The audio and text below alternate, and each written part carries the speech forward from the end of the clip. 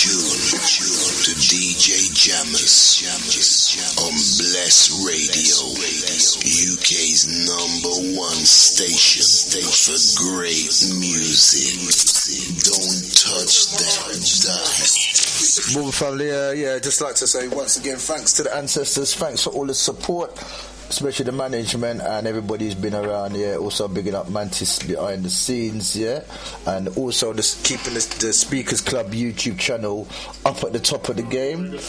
I'd like to also thank Maxine. I was on Sky the other day on Sky talking about the etymology, so I big up Maxine's Moments, and that's on Sky. You can catch the excerpt on the Speakers Club channel, the YouTube. Just go to YouTube and put the Speakers Club and you can catch the interview I had on the Sky. Also, we done an excellent event as well with Dougie. We was breaking down law and etymology. You can also catch excerpts of that on the Speakers Club YouTube channel. Right in the house again, we've got our Grandmaster once again. Shane, I'd like to welcome you to Bless Radio once again. Yes, how you been keeping? I've been keeping okay, just doing the everyday routine, work, train, research and meditation. Right, cool. I just wanted, before we start, just let everybody know there's a great course if you want to know about African spirituality, and the course is entitled How to Practice African Spirituality. It's a 12-week course and it's run by a great brother Edison. Edison is the facilitator, Edison Ajibanji. If you're interested in learning more about this course, this great course, I've been on the first two and they're excellent. The number to call is 0203 828 7129. Once again, 0203 828 7129. Once again, the course is called How to Practice African Spirituality. It's a 12-week course. You can also enroll by contacting via panafricanthought.com. Once again, that's panafricanthought.com. Yes. So you come to enlighten us what you're going to be discussing once again. Stemming from, I think it was 2 weeks ago. Just talking about, we were talking about the roots of psychology, and then how psychology from a Western perspective came about, and then looking at psychology from use of a better word, from an African-centered worldview, and comparing the two basically, and looking at how Western psychology has contributed to the situations and problems that we are facing today as a melanated people basically, and also looking at now what are the solutions to this problem that we face, or problems that we face basically, in regarding also to the 9 systems of people activity as well, which I've got here. The 9 systems would be, if you just hold on a second please. Once again we're looking at its psychology and counselling, and can it really heal or help melanated people. We've been running it for 2 weeks. We had a break last week, and now we're going to touch on it once again. We're going to look more into what we can do for ourselves as a people, and there's been a lot of issues in social media where children have been taken into care, or the system's been designed just so kids can be taken, and there's not really no help, but it's just that the people who have got control of the kids are generating an income through having our children incarcerated, or in their so-called care, or in their so-called like hospitals or mental health centres. It's a big money-making industry, and for all the research and the drugs that are out there, there doesn't seem to be any cures or solutions or any practical help that is given of any substantive nature in relation to our development or our well-being as a people. Yes. Yeah, I mean, in regards to the 9 systems, Could you remind us again what the 9 systems are? Yeah, the 9 systems of people activity that also Neely Fuller has brought to our... Sorry, what are these 9 systems? These are economics, education, entertainment. So These are 9 systems of power, 9 systems of people activity that basically...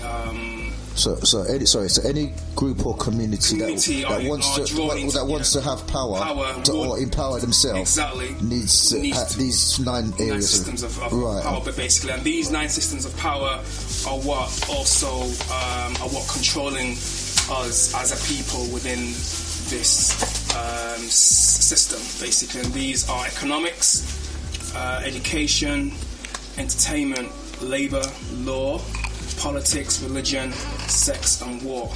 And all these 9 systems are also governed by a psychological mindset as well, basically. What do you mean by psychological mindset? So basically these 9 systems work to bind us psychologically. Right, so you've got the 9 systems, right. But you've got a psychological psychological structure which governs these 9 9 institutions, basically. And if you look at an institution, is the difference between an institution and a corporation is that an institution is something that is meant to last. Right. As for a corporation, they can come and go, basically. Mm-hmm. So these are corporations, body of people that set up an organisation. They can be disbanded as well. Mm-hmm. But the structure still remains. Right. Exactly. So we're looking at structure. So when we're looking at a system that is grounded in a structure that basically is meant to last forever or meant to last for a long period of time, we're talking about institutions here. Mm-hmm. Yeah. So we spoke about the concept of root knowledge. What is root knowledge as compared to grafted knowledge? So when we're studying psychology from an African-centered perspective, we take everything into account. We take, we look at nature. We look at the laws of nature. We study the laws of the universe, of the cosmos. We study esoteric and exoteric knowledge as well. So the internal knowledge as well as the external knowledge as well. And then we mentioned, the chemetic concept of the Saku. Can you remind us what that is again? The Saku in ancient chemetic spiritual principle relates to the spirit. Right. So basically, the big difference is a study or understanding or relationship with the spiritual aspect. Yes, with the spiritual aspect to nature. To nature and ourselves, who are part of nature as well. And when you look at psychology, something that dawned on me in the past few weeks, basically, when you look at psychology, you go back to the Greek, from a Western perspective, it goes into the Greek goddess Psyche. Mm-hmm. So the study of the psyche or the feminine soul is actually a masculine study and onslaught of the feminine aspect of the soul. Right, so it's a masculine aspect of the soul. Yeah, so no, it's a masculine analysis and attack as well, basically. Right. You know what I mean? So it was a way to further justify the subjugation of the female, basically. Right, so you're saying that the Western world, the so-called Western male had to dominate everything. Even the female aspects. Yes, the female aspect, and that's why they, when studying melanated people, because we genuinely came from a system that was, centered in the veneration of the feminine principle, not just only feminine, but amalgamation of both masculine and feminine, but still the feminine principle as being the ruling factor, basically. We were all obviously tied into this analysis and attack, basically, right. As being deemed as over emotional and spook and spookism and spiritual stuff. So Actually, we were still brought in that investigation basically and critique as well. Because I do see, most of anybody who exhibits a feminine principle, it was seen as weak. Yeah, it was seen as weak. You know, in your book, you mentioned the river left, was it? Yeah. Left. I don't know. Which you know, in the Latin you have dexter, which is the which is the right. Yes, right. Yes. So right. So right is always right. Right relates to the masculine. Yes, that's right. Yeah. And the left aspect is the feminine aspect. Yes, that's right. So left-handed was seen at one time as being the weak aspect, or that which was not deemed as agreeable, basically. Right. Oh, yes, that's right. It was always related to the feminine aspect again. So the river left, I think, is from a Greek mythology of a river that flows into. Oh yes, I'm with you. Left, left. That's where you get the word left from. Basically. Yeah, that's where you get the word left. Yeah. Do you remember letter as well? Yeah. Because it relates. Well, the whole system relates to a belief system. Because basically, law really originates from the mother matter. Right. It comes from mother, because the mother is gives first instruction. That's right. So the mother tells you who you are.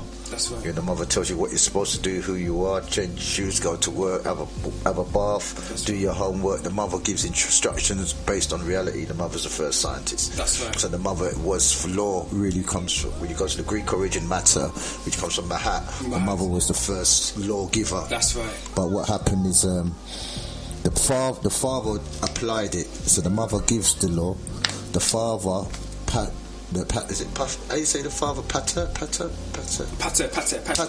Yeah, pater. The Greek word for father is pater. Pater also comes from speaking. You're speaking pater. Pater all comes from walking. Pater. The root word of pater is path. The root word of path comes to tread.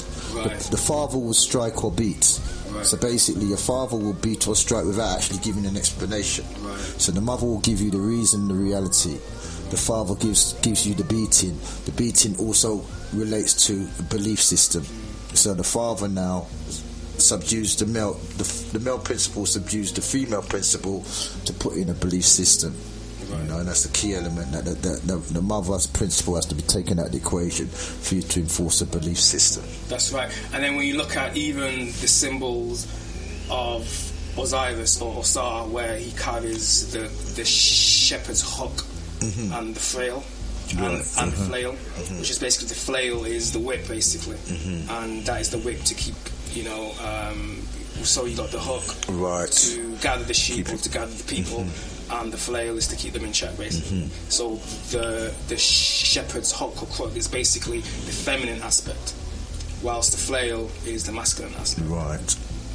So also we went to the concept of the Sakul Shetian. It is one who studies in depth the spirit of man and woman.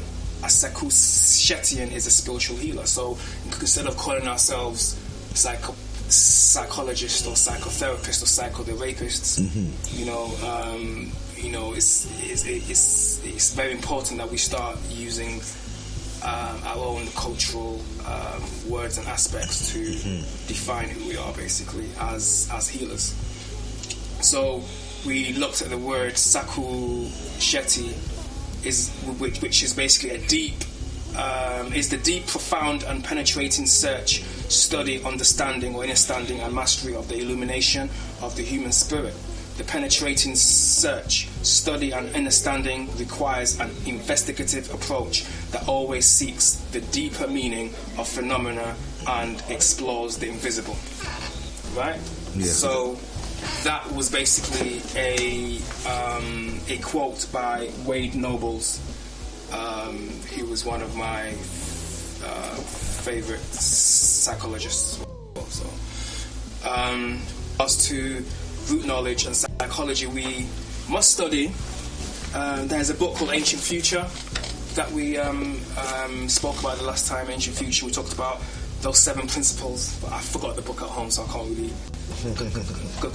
expand on more. But from last time we spoke about the 7 principles of one of them was mentalism and the concept of the all or of the Most High.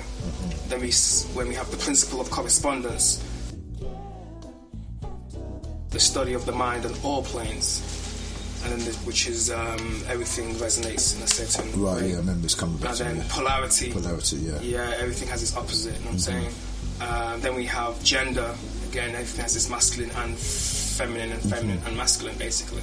So it's not like things are dialectically opposite and opposing each other like most Western principles of philosophy and science is always one set against the other. Well, it's like I think Western science psychology is based on you either asleep or awake, either conscious or subconscious. So there's only two levels: one awake, one sleep. Where, as you're saying, there's multiplicity of consciousness. And working in unison as one, basically. In unison, and as well, the next thing is the time factor. We're omnipresent. It's omnipresent. We're omnipresent. We used to be omnipresent, which means we could take the present and use that for the present to define our future. That's right. We didn't just exist in one dimension. Under the timing principle of the clock. When you look at the clock, you can see the lock in the word clock. Every time the hands go in the clock, you can see that there. Every time your hands move in the clock, you can see your hands are hours. So basically, they've tied you to the time where you're working in separate dimensions from the past, present, and future. But basically, as you say, we're omnipresent, so we can bring the feelings from the past into the present, present, So you can take your present and dictate what your future is going to be. Right. You can bypass any feelings of abuse by looking further back in time when you was feeling fantastic and bring that feeling to the present and present to dictate what your future is going to be just by your multidimensional consciousness to take into the different levels of time in unison to predict your future. That's right. And we had systems in place at one time. You know what I'm saying, like we spoke about the initiation systems. They didn't have to be so specific, but we had inculcated inside our souls ways of basically I'd say we had growth stems. They have systems. That's Sys means inner, stem means to stop. So their system is designed to stop any growth. So we have growth. We stem growth. Right. Exactly. So we had those in check, basically. But obviously now we, as I mentioned last time, we've become twice as sick, or even 3 times as sick, basically. So we've been taken away from our natural self. This is one sickness, and then being, imitating another culture, that's another sickness. And in imitating another culture, we've actually also become worse. And the fact that we absorb it is that we do it better than anyone else. Right. Someone tells us to be bad because we absorb it. Of course. We can take it to the next level. That we, anything we do dialectically opposite, we always stretch it to the highest level. Yeah, that's right. And the thing is, we've become cultivated. Cultivated means that you've been culled. Cull means that you've been taken away to be used as fodder. And when you've been taken away to be used as fodder, then you turned into a cult. So basically, you turn into a cult. That means you're in self-denial of who you are. And when you're in a cult, you're worshipping somebody else who's other than yourself. That's right. When we really come from the thing that they've frightened us to be towards, which is occult, which occult is hidden, because everything aspect about us is taken from the unseen to bringing it to the seen. So we're really a cult, but they give us this word in fear, so we start to follow the thing that's entrapping us and want to be cultivated, which means you're just like the straw man or whatever that you're being used to be cultivated for someone else. And for instance, if you look at the word colour, you'll see in the word colour our col. So we are the ones who've been taken away to be cultivated. It's in the word colour. Colour is a French word for col. That's right. And that's when you now culled, you're being extracted from your root as well. So when you're taken away from the earth, you've been detached from the connections of your worldview, basically. And then once you've sort of been detached or in denial of yourself, then you're stuck into this mindset that they put you in the system. That's right. So we looked at the polarity, the gender. Then when we spoke about rhythm, everything has rhythm as well. You know what I'm saying? So when you look at even the way we talk, there's rhythm in there. And we look at certain language that we speak, even from if you look at a lot of African languages, there is rhythm in their tone, basically. Yeah, and if you look at how Ragga D was just playing a minute ago, it's pure rhythm. It's pure rhythm. The rhythm in the way he's talking. The way he's talking. It's all rhythm. It's all, you know, even when he's answering the phone, you know. It's all rhythm. So big up Ragga D, yeah? Gave us a live demonstration of the rhythm there. Yes. Every time. When's your show back? When you back on again? 2 to 4 tomorrow. 2 to 4 tomorrow. Ragga D, make that a date. That's 3 it. to 5 on a Thursday. He's and 3 to extras on the Thursday. Respect, yeah. So yeah, and then we have the principle of causation. You know, everything has a cause. You know what I mean? And we even those who are linguistics, those who are experts in language know that there's a cause for every word, basically. And then you have the root, and then you have the cause of the root, basically. So that's it. People you're being fooled in this system, or you're in a system that you're a fish out of water. People are telling you something about yourself, but they don't know you. It's like a bee trying to tell an ant how to be an ant when it's a bee, you know. And then you want to be the bee when you're really an ant, and you end up as a wannabe, you know. And then you're gonna get stung, you know. So basically, this is the way we have to move forward: is by looking past these definitions, because define means to take you away from being fine. D means to bring you down. Deduct, deduce, denominate. So when they're defining you, they're taking you away from being fine. So we have to refine the fine nature that we have in us. That's it. Yeah. And the definitions also create deafness and death as well.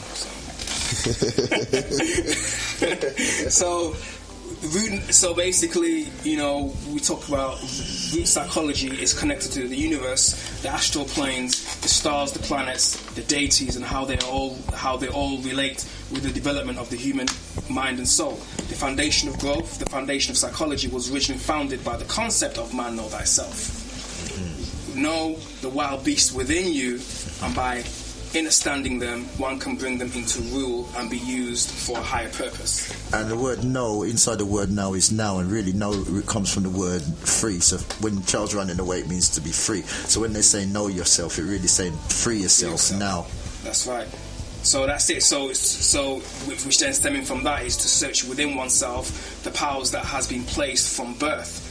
Latent and talent, same words but rearranged. So we have all these latent qualities that are waiting to be awoken, so that they can become talent. Or talent for them, because talent from the Greek word means money. So when they're calling you talented, that means you're their wealth. That's why the word education comes from ducate, which is Brother Lyndon enlightened me to that, which is the Duke's money. So when you're being educated, you're the Duke's money, and you're talented, you're the Duke's wealth, because inside the word learn is the word earn. So when you're learning how to earn money for someone else. You're getting lesson. That's why you're giving a lesson. Look at the word lesson backward. You see no selling ability, because when you're learning to earn, that means you're not learning to develop yourself, develop your business. That's why you call the pupil. Look at the word pupil backwards, you see the word lit up, and a pupil means one way, to see things in a one way. And that's why we should be looking at moron instead of lesson. That's it. I tell you, moron's a bad word, but moron's a good word. Just like beauty, tell you to look at someone else, where beauty means to be auto, means to be automatic. To look at yourself, to be means to be yourself. That's right. You know, but I just want to welcome Brother Lyndon in the house. As I mentioned his name, he had to come in and claim it. So big up Brother Lyndon, yeah? Brother Lyndon.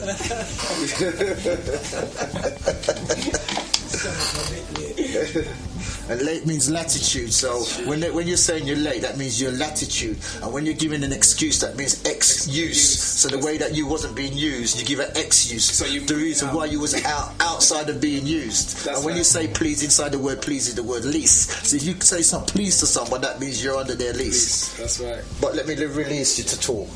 Well, it's great to just hear the flow, you know, the flow. But of course, you just said about use, you know, and of use means to manage. So, you know, when somebody uses you, they're managing you. You know what I'm saying? That's right. And if you take away the E in the word use, you see who they're using. Us. Yeah.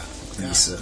And for instance, and look at the word, the US of A. That's it. User. USA, yes. User. Yes. Every time. That's it. And even when you look at the word manage, they are manning your age as well. They're manning your age. Yes. And who's the biggest manager of your ages? Right. They've got a J in front of J-E, Jew. They call themselves the Jew, but there's no J, it was an I. The I was pronounced as a Y, so it's not Jew, it's use.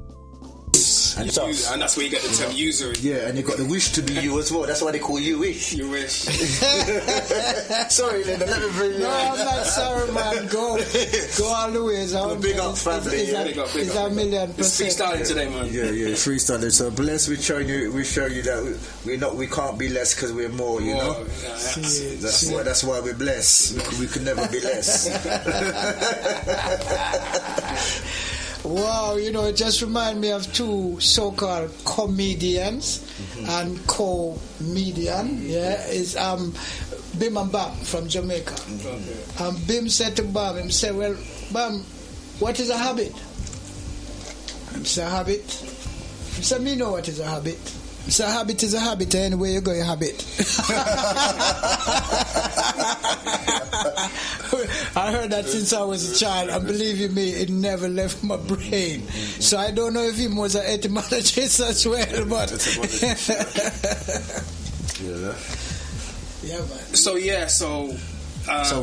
got Brother Lyndon in the house as well. So that's just to let you know. So we got three wise men in the building.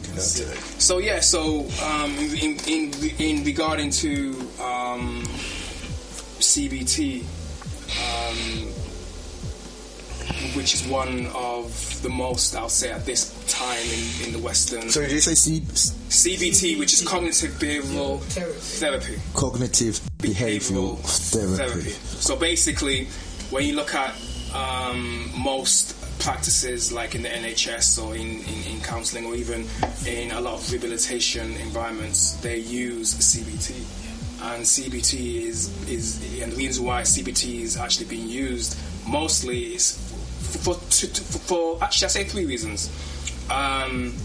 Firstly, I would say on an economic level, it's easier to basically... So cognitive behavioural therapy is the most common practice being used based on the first one.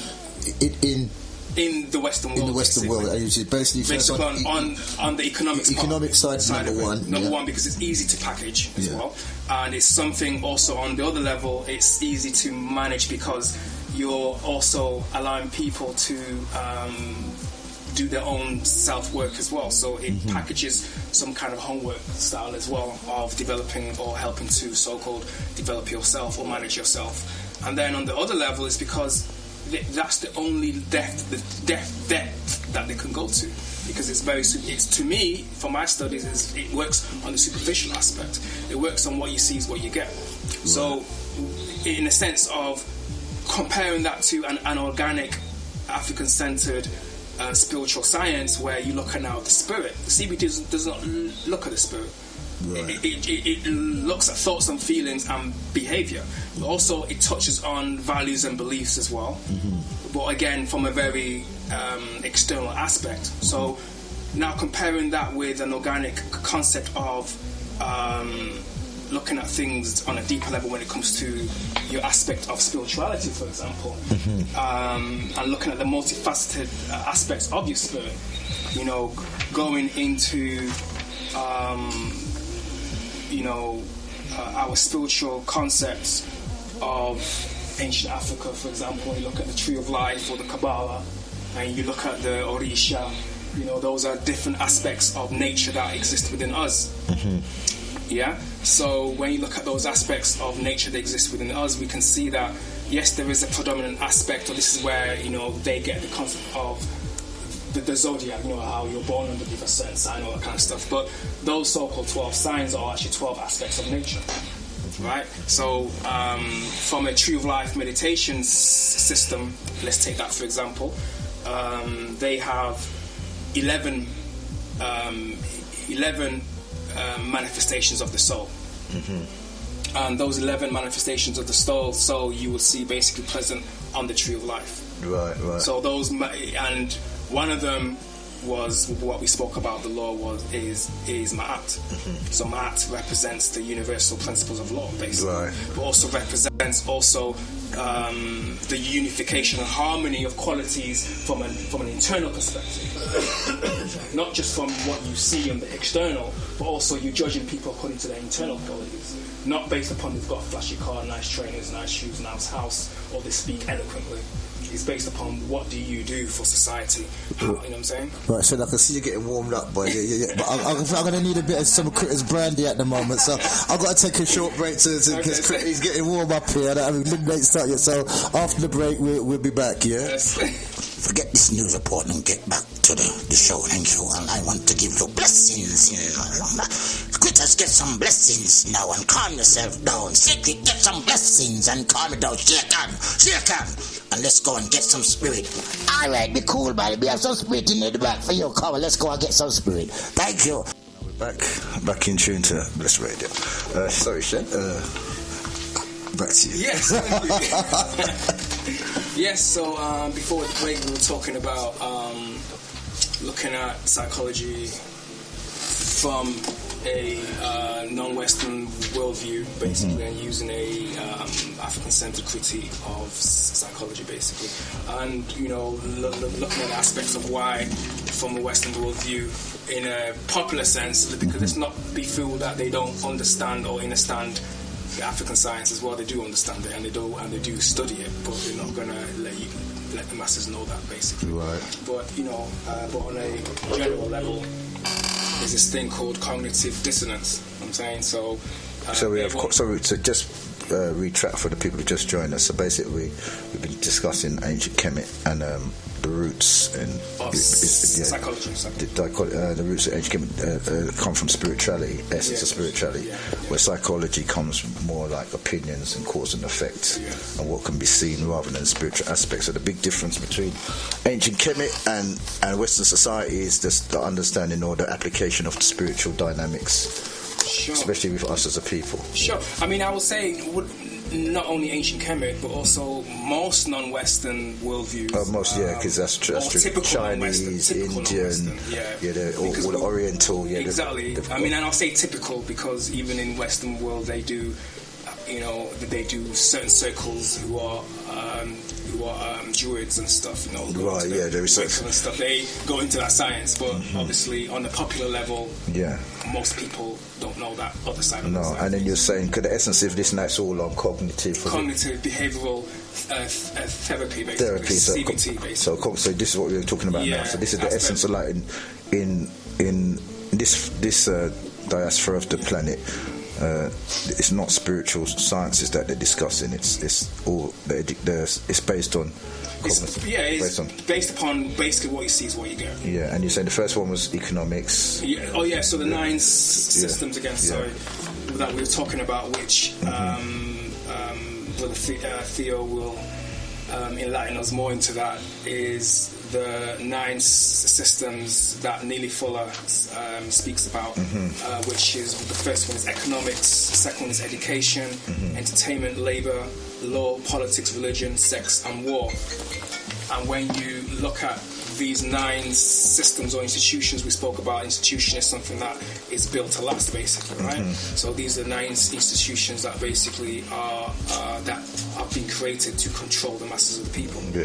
And so I would say psychology plays a big part in all of them, basically. So, in regarding to looking at, from a Western perspective, how they look at something that's non-physical and why they're so reluctant in even expanding on beyond the physical is because of this cognitive dissonance that they have, basically.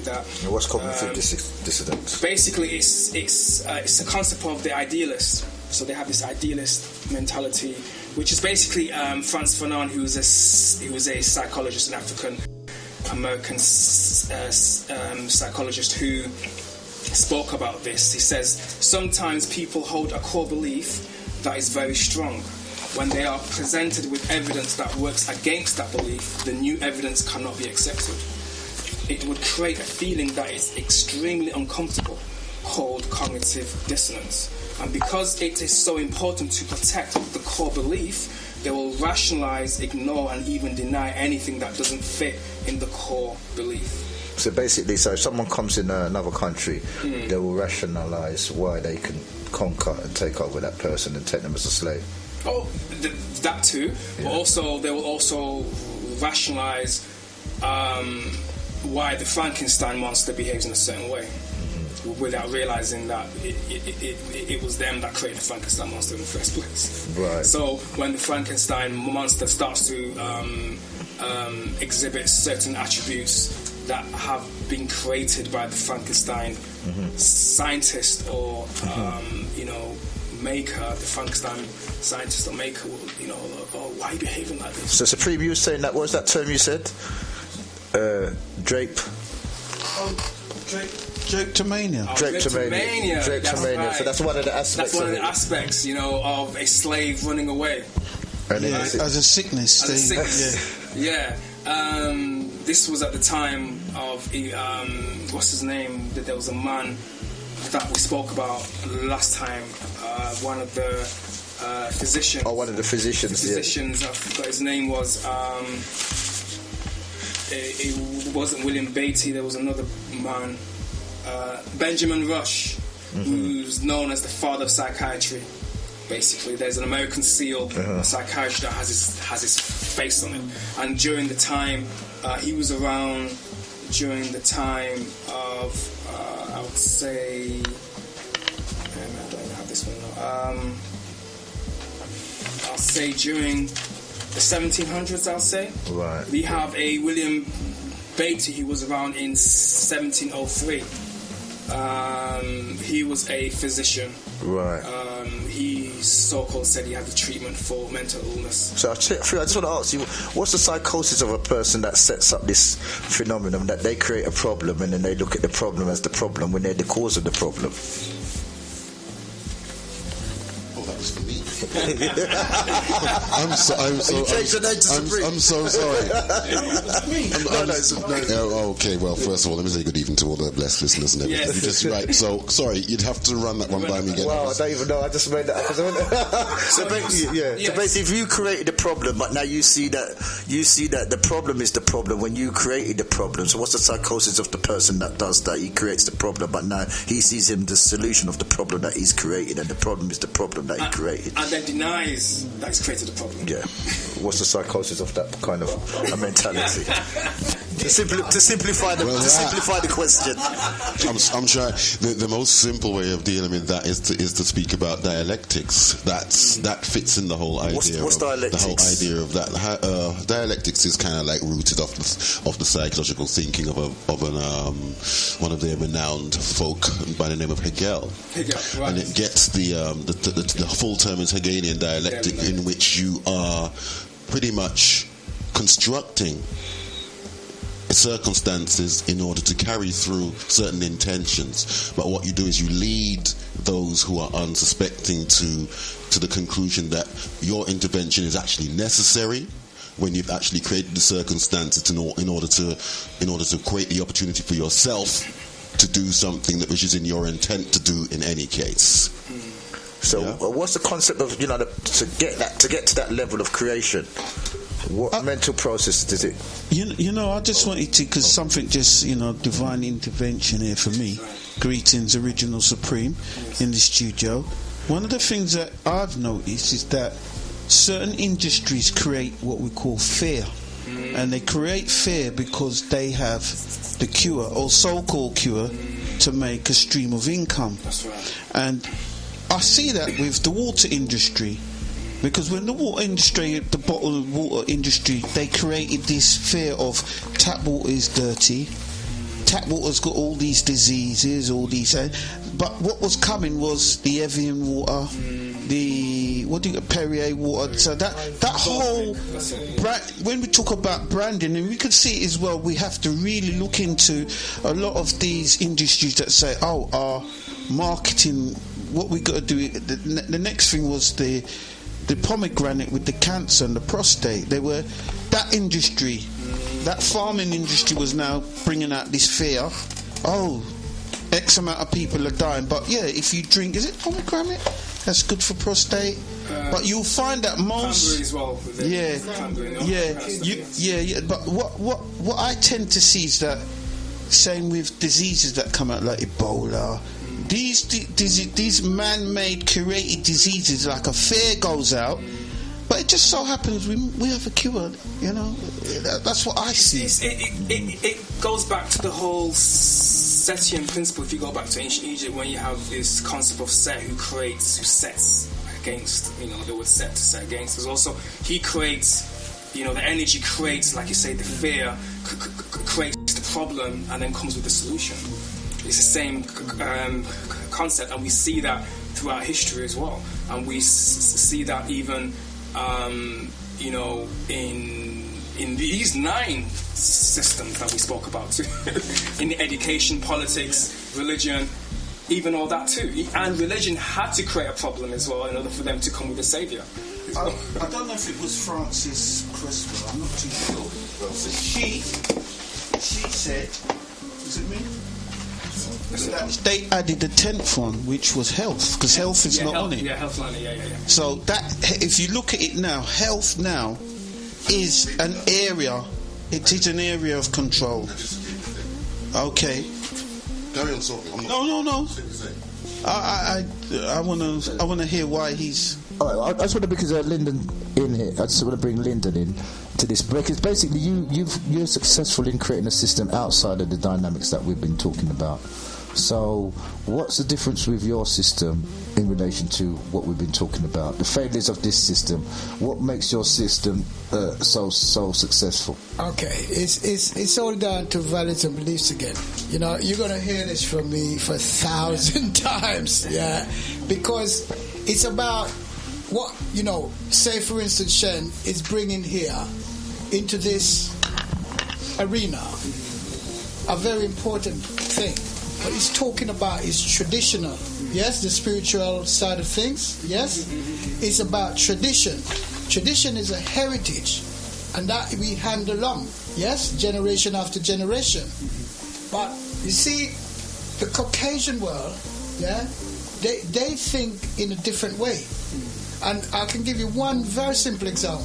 Here are 2 different concepts. One is to reach a conclusion and then try and prove it, which is basically what you were discussing earlier on. And the other one is what we used to call brainstorming. So we're all in here and we're brainstorming and we come to some sort of, arrangement that, okay, that sounds reasonable. Next week, let's come back again. We come with no preconception. What you mentioned and what Supreme mentioned is about preconception. It is a form of psychology that's not even in psychology anymore. What is it? What is preconception? Well, it's me assuming at the beginning that you're guilty and prove yourself innocent. Whereas the concept used to be, or believed to be, innocent until proven guilty. But then that gives the accused too much leverage. And so therefore they were not being able to fill their prisons. But on this other concept, you're guilty until you prove yourself innocent. Is a much more lucrative. That's what makes prisons being owned by private firms. Right, Linda, I'm going to come back to you on that, but I don't want to let Shane lose his train of thought, so you're going to carry on what you're saying, but that's excellent. Even that point, I would like to expand on that, because even whatever proof you have for your not guiltiness, they will throw it out anyway. Oh, yes. or not present the right paperwork, because the other day I saw, sorry to interrupt, true. But what I saw was what I saw was that the police in a particular case had held back some evidence from both the key evidence from the defense lawyer. That's right. And so the person was found guilty and sent for a custodial. That's right. Do you understand? So all these little tricks that they have up them sleeves is because of the principle and the concept has been changed to say you're guilty until proven innocent. Of course. And if you can't prove yourself innocent, then you come into our web. www, World Wide Web. Right. Believe me, it is a web. Yeah, of course. Yeah. Thank you. And even expanding on that from a law level, that's why they use the word preside. So they preside, the judge Presiding presides over. That means don't forget the word over. They've sided already. Okay. So they've sided already. Oh, you're taking the side already. Yeah. Taking the side already. So, today Judge Finn presides over this case. Yeah. He's already placed his side already. Yeah, he's chosen a side. In other words, previous to the case, That's right. he or she has decided, I'm on this side. Right. Yeah. Oh, I just want to get Theo to come in because I didn't think Theo. well, I just wanted to return to the the question which followed your rather long and meandering other question, which was I thought you wanted to focus on the mindset. So the mindset that you're dealing with here, right? And we're all here familiar with, and you've been getting yourself even more familiar with the Marimba Ani book Yurugu. So the mindset that you're looking at is right there. That's the Yurugu mentality. That's right. And what the Yurugu mentality does, in order to, which follows on from this, is a rather big word, and I must admit I never came across it until I read that book. It's called reification. And now, Can you say that again? Reification. Now, what that actually does, it's described as a mental inversion, which takes abstract concepts and turns them into concrete things. That's right. Can you say the name again? Reification. And by the same token, it then takes real substantial objects or people and then transform them into manipulable, predictable, fungible things. And that is more or less what we're describing in all of these processes here. And at some point later, we'll touch on the whole 9 areas of people activity and how all of that, as I said before, does the cultural work which is backed up by this psychological idea. So all of these circumstances that we're referring to are all part and parcel of this whole systemic way of thinking. That's absolutely. Okay, here's a big, simple example. Big Pharma. Big Pharma does reification every single time. But when scientists say, right, okay, what is the placebo effect? That doesn't need money. That is not tangible funds. Do you understand? From a financial level. So they have to invent something. And prescription drugs is that something. Do you understand? But before you're able to take prescription drugs, they have to mash up your system, your immune system, and they do it. Look, where's Ebola now? Explain. Where's it gone? And the thing is, how did they know what it was? They had the name for it already. Absolutely. And in Africa, nobody knew about Ebola. And I did some research, and that has been patented. Has got a patent on it. There you are. HIV has a patent on it. AIDS has a patent on it. Yes. Cancer has a patent. Yes. Cancer has a patent on it. Yes. I say so cool. I believe it's the CDC that has the patent for that, isn't it? Yeah. Sorry? The CDC. Yeah, exactly. Yeah. And the implications What's of the that. implication of having a patent? The implications of having a patent is that only they can control it. It's like laws, there's certain laws. Well, laws exactly. When they create laws for certain things, you shouldn't do this, you shouldn't do that. They patent it. So that means that if you patent something, that means only you can use it. So, sorry, can I just correct you? It doesn't mean only you can use it, because I hold patents and people are using it, and I'm encouraging them to use it, because it's only when they use it I'm going to make money. So remember that. True. That's it. They can use it for your sake, for your interest. Of course. Right? So that's why when you break the law, yes, which is basically a contract. So they create this contract. You break the contract, they will benefit from it. By extorting money from you because that breaking of the law contract absolutely correct. Has a fee attached to it. Yes. And what you said some weeks ago, about the law, and it keeps coming up in WhatsApp, keeps coming up. Did you know that if the police came and knocked your door and they didn't have a warrant to enter your house, you didn't have to let them in? You can tell them about certain laws that they have to abide by. Do you understand what I'm saying? But they're such bullies that they will do anything to get inside your house. Do you understand? To hold on to you, and these are facts. But a lot of people are not, aware of any of these things. And obviously, when they're strong army, it's after the fact of being abused, being down. Oh yeah. I mean, if they try to come in your house and you push them, you see, they say you assaulted the police. So already they have a new reason for taking you out, and that's ratification again. Yeah, I just want to with that whole, since we was mainly on Big Pharma and matters associated to their activities.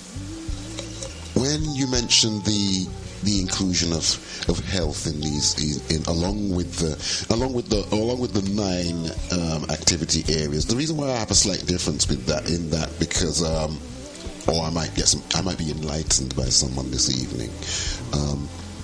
I see health as being a state rather than an activity. Okay. And thus, all of those 9 areas are shaped and molded in a certain way to either promote healthy state or an unhealthy state. So it's through our pursuits in those areas that we optimize the state of our, or whatever our state of being in the health respect. It's not necessarily something that we do. Someone might argue and maybe come from another context and say, okay, you could call health a pursuit just as education is one. But for me, I just think to myself, well, you're looking at a state really rather than something you're actually, it relies on your behavior in those other respects. Sure. And which is going to determine the state of your health, or whether you are within, or you are eased or diseased. Exactly, and to expand on that. No, go ahead. Go ahead. And to expand on what you're saying, a lot of all these 9 systems, when used to control people, create stress. And thus, from creating stress, will then create dis-ease. Exactly. And I said this ease comes from a statement that puts you in the state. Because state comes from the statute, which is the law. The law. So they can call you black and then say you're in a bad state from the statement. That's right. You see what I'm saying? And then this they create the law against the statement. So basically, by the word that they say, they can dictate. That's right. What kind of state you're in. Exactly. Before we lose Lyndon's. But just quickly on the health thing, I 100% concur. But now you see, there's a slight difference as to how they now refer to health. Right. It's about lifestyle, and a lifestyle is an activity. Yeah. Do you understand what I'm saying? This is how they get these things in. I get it. Although we, knowing health to be exactly is a state of our being. That's right. Okay? Absolutely. But when you say lifestyle, you see, lifestyle coaches are different from so-called life coaches. Do you understand what I'm saying? Yes, I do. Yes, I do. And that's why I don't join into them. Can you just say what the difference is for people who don't? Which lifestyle? Well, lifestyle is what you lead, isn't it? Which is obviously an activity. I mean, if somebody asks you, what's your lifestyle? You may say, I'm a DJ and I love music and I love to dance and I love to sing or whatever. Yeah, true. But if I ask you what's the state of your health, I'm not really asking you about that. I'm asking you about your feet. There's a re-edification.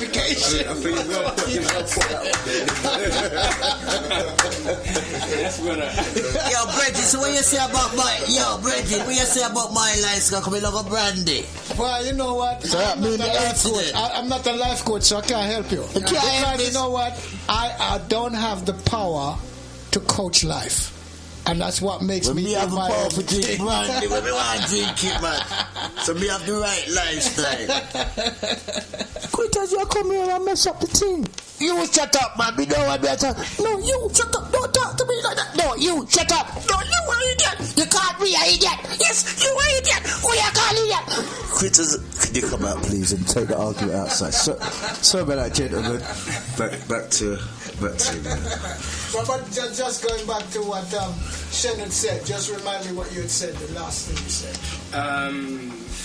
Well, okay, in regarding to health, life, we were talking about health, and we spoke about how when these 9 systems are used to control you, and devalue you, they then create stress, which then creates stress is an attribute towards a bad state of Absolutely. Okay, so I can see Supreme's got a question. He's burning to answer something. I'll be brief. Okay, this stress thing and the word, I noticed you did say dis-ease. So I want to just make my way of looking at this now. So let's look at stress. Everything we do is stress. Of course. All right? But there are different styles of stress. That's right. One is called EU stress, which is good for us, apparently. Right. Sex, laughter, all of this thing, dancing, enjoy. And then, of course, there is distress, which is burdensome. Right. So I just wanted to make that definition That's right. out of it, right? But it doesn't mean necessarily that stress is all bad for us. No. Stress can be good for us. That's right. Because stress in itself, as an anxiety syndrome, is actually an alarm system. That's right. So, That's right. I just want to take you up on that's another cold hidden word where the reality is inside the word, because inside the word stress is really rest. So when you're doing something that you enjoy, perfect. on our reality, like dancing, you're actually putting yourself in a state of ease. But they do the opposite. They do the opposite. Yeah. So they flip it over. Okay, so if we worry about stress, we are bringing one particular type of chemical that slows us down. That's right. And if we are happy and delighted and in the function of mirth and geniality, then of course we are making a different one, serotonin and dopamine and that sort of stuff. You understand, with the cartophil or whatever the name is, I've forgotten the name of it now, is the opposite to what we have. But I just want to say about the dis-ease. I'm so happy you said dis-ease, because if somebody said to you, somebody from the medical world then, said to you, look, you've got a disease, you're thinking incurable. No, yeah. Because a disease cannot be cured. I don't care what anybody says. That's what people think. Do you see what I'm saying? Automatically you start to get stressed, distressed, right? Because you're thinking, God, I'm going to die. And one of these reifications that Theo is talking about is this cancer syndrome. When did cancer become so popular? Do you understand? Think about it. Economy. See, one of the modes there. Do you understand? So you have to understand the trickery. It's called sleight of mind, sleight of mouth, a magician, sleight of hand. So it's SLEIGHT. All right. So when Shen talked about this ease, I was so happy, because if something is an ease, it's a comfort. You understand? It's a comforting situation. So this ease is where we need to be, because now we know at least it's curable. That's it. But we're just going to have a short break, and then we'll be back after the break, and we'll also open the phone lines. Well, what I've discovered is and the chronology and the hierarchy of demographics of work and workers. And of course, the one at the very top. Go ahead. The one at the very top is called white collar workers. Yeah. Do you understand? Yes. And under that, you've got green, blue, pink, brown, gold workers. Gold collar. Now, I never heard that in all my studies in economics before, but it's now there. But you have to ask yourself, out of what somehow go, because they're at third position. So now you have color, gold color, blue and pink and all that. I mean, that's like also, do you understand? Categorize who white collar workers are, who green collar workers are, and all of this stuff. You're saying to yourself, this is madness. You know? And I've never ever been satisfied or feel happy with the word working class. Even though many people say, I'm working class, as if it's something to be proud of. It's just crazy. It means that you've just been laboured a bit more drastic. You're no different to somebody who they've sent to jail and says, this is a custodial stone. We have to look at all systems. And the biggest system whatever we say is the economic structure. I have something on my phone here. We don't have enough time to play. Which moves through the vision of what, not the business people whom we once were. Can I just interject here? Yeah, I'm going to be going on another track, different train. Did I say that right? I think. Now, I just want to go around the room and just ask the individuals in the room, what would you say is your ideal earnings a week? What would you say you would like to earn or achieve a week? Me? A week? Yeah, let's say as a financial sum. What would you be satisfied with? I would never be satisfied. That's the first thing. Yeah. So you have no, as soon as you wake up in the day, you don't say, well, I need to earn £250 a day, £100 a day. No. So, yeah, but there is more than a reason for that. Yeah. You see, ideology is futile. It's like a pincushion. You keep sticking. He's laughing. I would. The reason why I'm coming to this because I see labour as putting your labour as a value on yourself. No, so how much not you putting are. a value on yourself. No, sorry, no. You probably misunderstood that. Labour is what you get, right, to do to earn the minimum wage. That's labour. Yeah. Ideology is no good to anybody. It's just a futile thing. Also, what you're saying, you wouldn't say, let's say the tax system actually says when you get in the tax bracket, you have to earn under £40,000. Let me give you what is the lick. So I'm just trying to get what is the lick right now? You have to go for earning per annum. Yeah. Not 6-figure, salaries anymore, but 7-figure. Okay. That means I would have to earn at least 20 grand, right? Okay. Right? To be able to per use of me I can earn money while I'm asleep. That's at least that's the potential. Okay. So if I have an ideology for 20 grand, I'm already limiting myself. Can I ask Sorry. yourself? Go ahead. Okay, going back to that, what would be my... I would say your desired earnings. My desired Could you put a figure on how much you would like to earn? Because I'm saying for myself, labour, I will put a value on myself, on my time. Right. Lyndon's saying that's an ideology. I don't want to labour. Okay, I'm just asking. I only ask. Because if it is an area of control, then we have to say, well, how do we control it? Sorry. No, can I let him? No, you've just referred to me. Please give me the chance. The reason I'm saying to you, labour is not what I do. I'm a creator.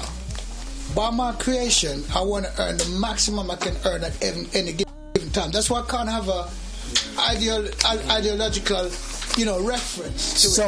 So I don't want to be a labourer. Things so I'm not in their box. I'm outside of their box. I'm outside thinker. Okay. All right. Yeah, and I would concur on that one. I would say that again, depending on which world you're in. I mean, if you're caught up in the matrix and you're having to work for other people, and they will set a bracket or their definitions of how much you would earn or not earn, then it will be something that you'd be drawn into that, and then you can start coming up with all kinds of figures and stuff like that. Again, it depends on what you want to do with your life and how you view being productive. Well, on my side, I would say that if I was to go into my own business, it would Depends. I would have to be in the hierarchy of needs, have certain things met first. I would say on that level first. So I can't really give you a specific figure. But I think that one of our issues, I would say, from a labor standpoint, if you want to call it, or from a productive level, it goes back to psychology again, because it goes back to why are we in this situation in the first place? And that again is because we haven't got our minds together yet. I was tempted to say the S word there. Okay, I'm saying, so yeah, I was trying to be more eloquent on that level. So, you know, we haven't got our stuff together, and we are giving energy to other people, and because again, you know, currency is energy. We're giving our, you know, we're not receiving currency, we're giving currency. Exactly. Really. You know, they give us this illusion that, oh, here, you do this, we'll give you this. We're actually giving energy, and what we're giving back is the illusion of energy, which is money. So again, no figure for you. Yeah. Theo? Right. No figure for me. I'm really gonna see what I'm trying to deal with is the question. So, and I was dealing with this the other week, and one of the words in there was the ideal. Now I'm just gonna try and briefly run through it. I'm going to link that whole idea that you're pulling in. I'm going to assume it's on a regular basis, and I'm going to assume that the whole idea between having that ideal amount of income coming in is to live at a certain within the divide implies that you are comfortable in your situation with regards to what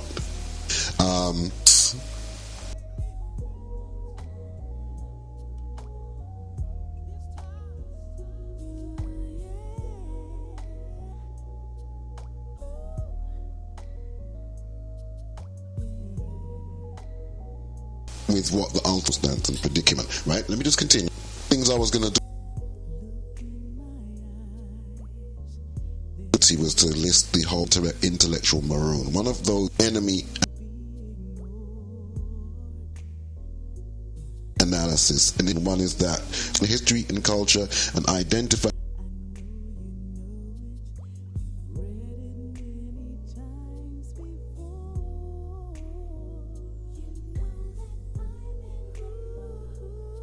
and the means and methodly to end that thwart political aggression.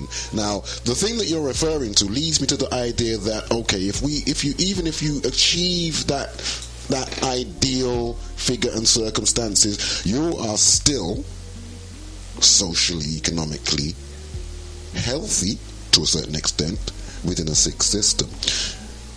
Give you an analogy. Imagine if you're in an insane asylum and then you are declared sane, right? You would no longer want to remain amongst all of the loonies. You'd want to get out of there. Yes. You wouldn't want to stay there even though you're sane. You don't want to be well within a sick system. You want out of that system, and that's where the ultimate goal lies for us, and really and truly that's the only ultimate solution, because the social cultural arena that they've set up is a sick one, the economic system is a sick one, and it's designed to guarantee failure in the way that it's constructed. I felt, I'll be honest with you, I felt as if I haven't got an answer.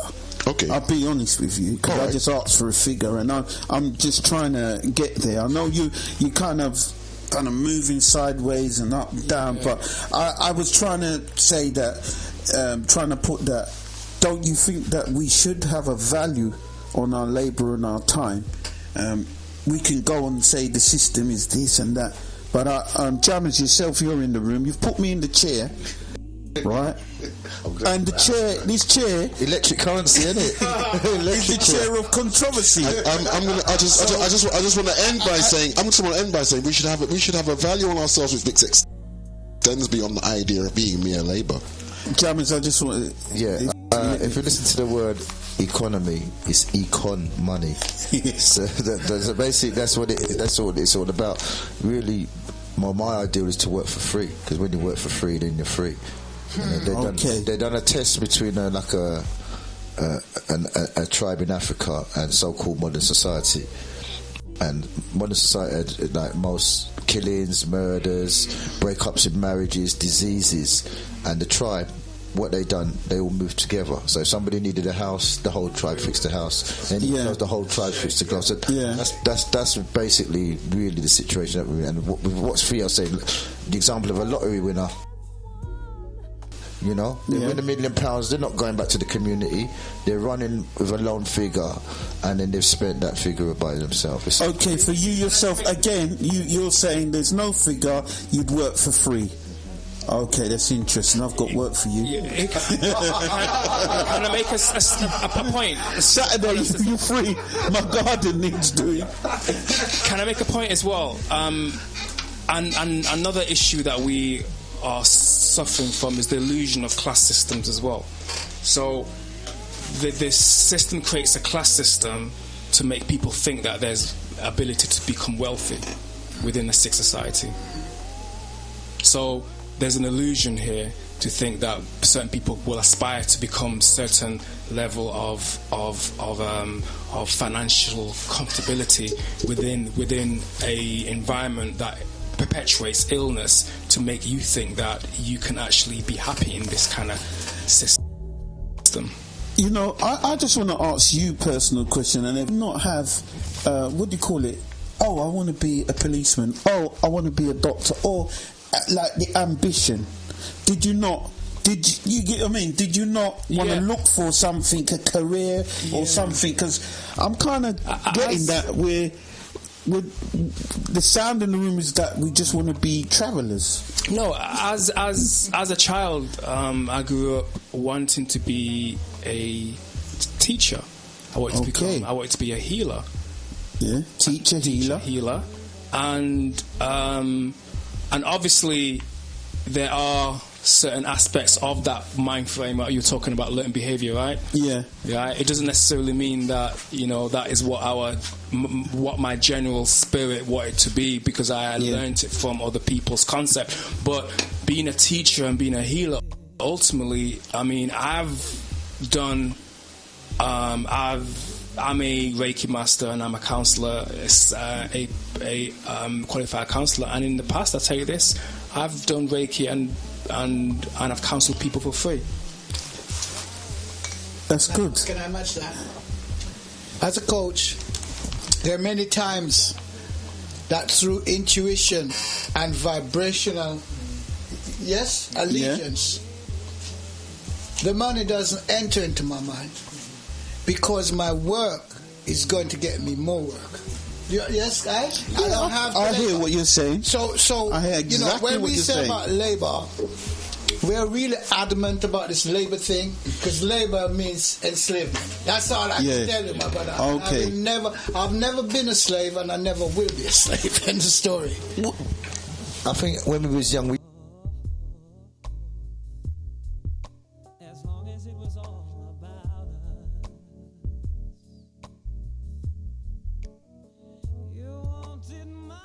all idea oppressed us that it's an illusion that they have to be appearing to be the royal family. Royal backwards is Leia, royals backwards is Slayer. The reason why they're the royal family, because they're the biggest killers on the planet, basically, and they got an illusion of grandeur. But when you look, they have to maintain that to maintain the law as a belief system. Because when you look at our ancestors that they've got, we are original people of wealth, and this is what we really need to aspire to. Okay, I'm sitting in your hot chair, Jammers. I would like to, because you know what, I feel this is like, you know, they call me. You can't get up. Hey, have you noticed?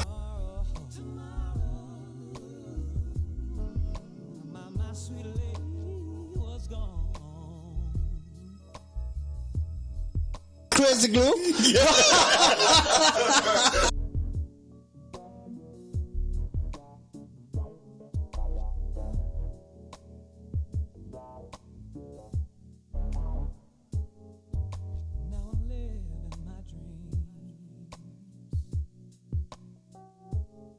Role models. Yes, and so all of those, sort of things that people wanted to be, were role models. My question is, I went to South Bank Uni one time when my daughter was down there, and my friend Dr. Beverly, who came on the program with us, and I caused havoc. Because when they were saying, about role models, I said, no, hang on a minute. I only got 2 questions of role models. Role. And what role suits which model? Everybody was silent, Bridget. I tell you that. Yeah, if you look at the word model, M-O-D, turn it the other way around, Dom. Dom means master. So if you're a model, that means someone's modelled you like clay to playing a particular role. So why would you want to be a model, and roll like the clay that they've put you to be? So they've given us this false solution to play this part of a model or actor, when they're the ones who's programmed us to do that. We want to be the programmers now, not the actors or the participants. Okay, we've touched on one of the areas. I kind of went on another track, on another thing. I want to know what the next area that in the room wanted to talk about. Yeah, we went 9. So 9 minutes. 9 minutes. Yeah. So there was. So we spoke about labour, and we interlinked it with economics, right? So and even we spoke a little bit about the law aspects as well, and because. There's the religion. I mean, we all know about that. Really. Okay, actually, yes. No, actually, yes. So, religion, I think that's quite an important one because psychologically, a lot of us are basically trapped in that mindset. And also how religion has played a role in modelling us as well. Well, I selected this because I remember that I had it on my phone. I'm going to quote you the best quote I've ever heard because, earlier on when I came, over that we need to be more spiritual, yes?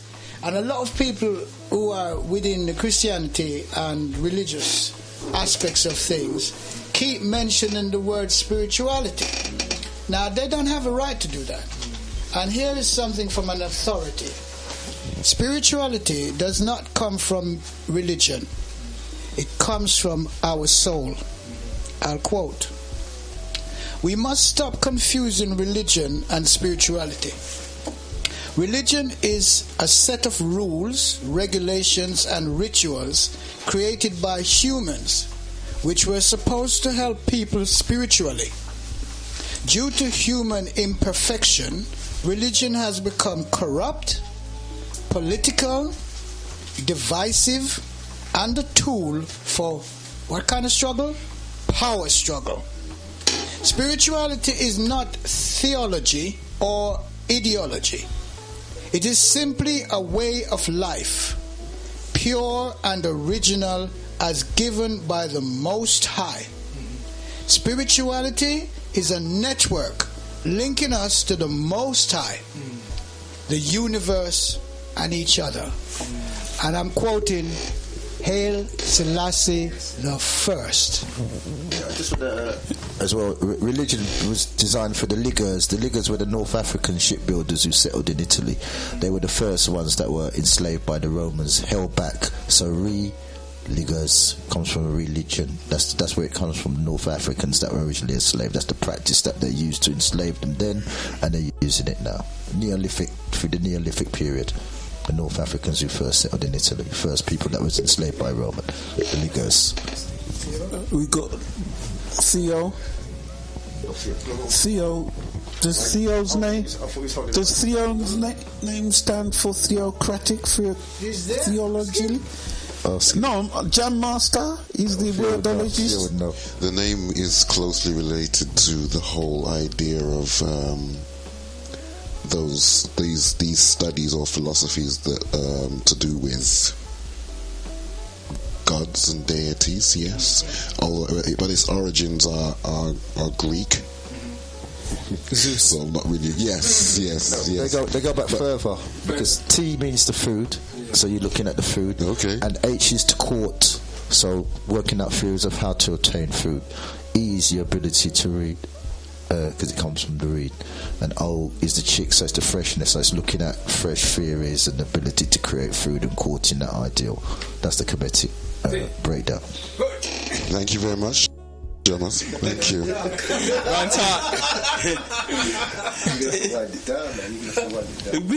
Have we come to the end of this? Well, no. I mean, I was going to take. Well, I don't have the time to say all the things I was going to say, but it was more or less in kind of rejection of the whole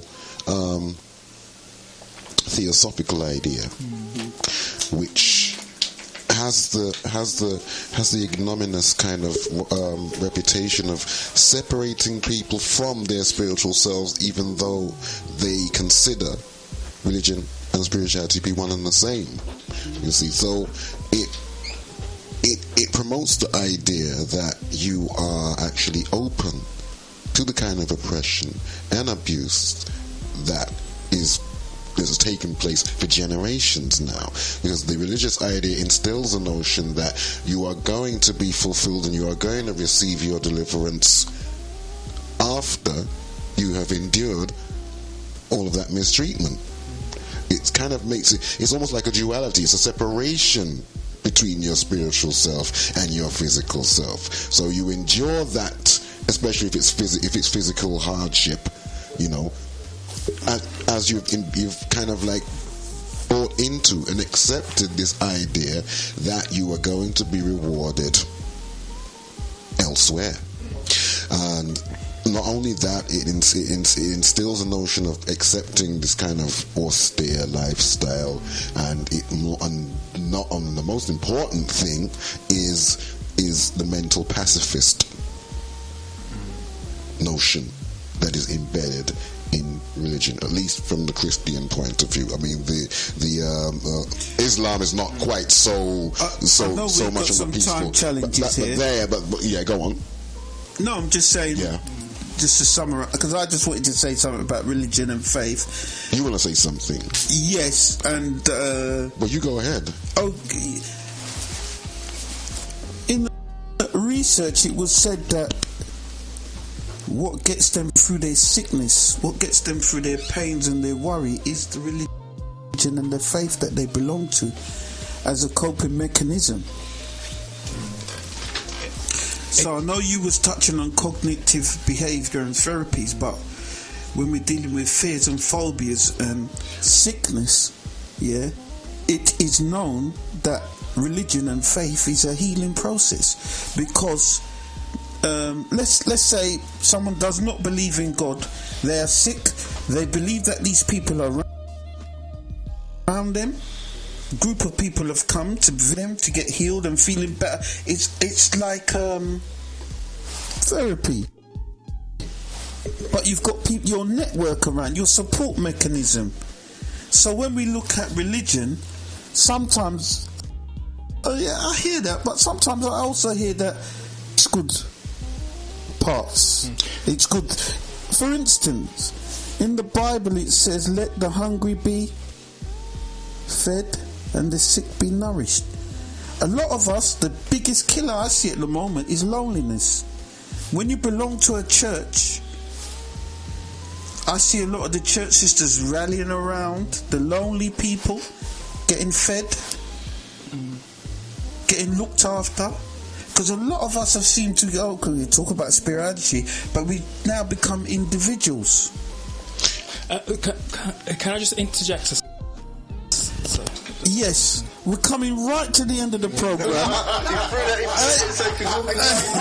and you know, I have learned something. Listen, It's four powerful people in the studio, right? Waiting to stone me. No. We can't just say. Yeah, go on. I do understand at some point your point, but it goes back to looking at the cause of managing the illness. Yeah. What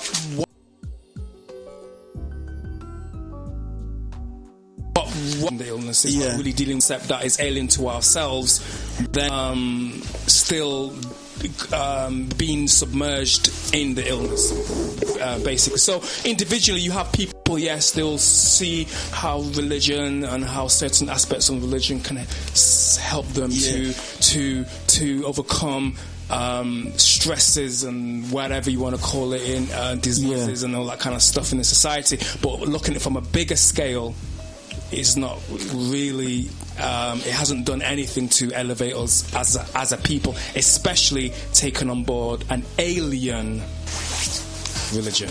Yeah. You know, I'm looking around the room, 4 powerful people and lots of cliffhangers here waiting for next week's show. I don't know, Jam Masters. I need you to get back in your feet. To electric chair, you know. Brother Lyndon, may I quote you? There's no such thing this time. Well, very much, my brother Supreme. But I'm just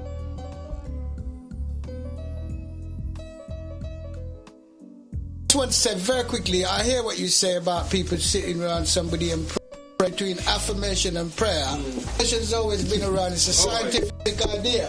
You understand? And just quickly on to CBT. Okay. There is also EFT, which is the same process as CBT. The only difference is it is worked with feelings and emotions. Okay? So it's emotional freedom technique. Okay. That's all I wanted to say. Okay. Theo? And can we?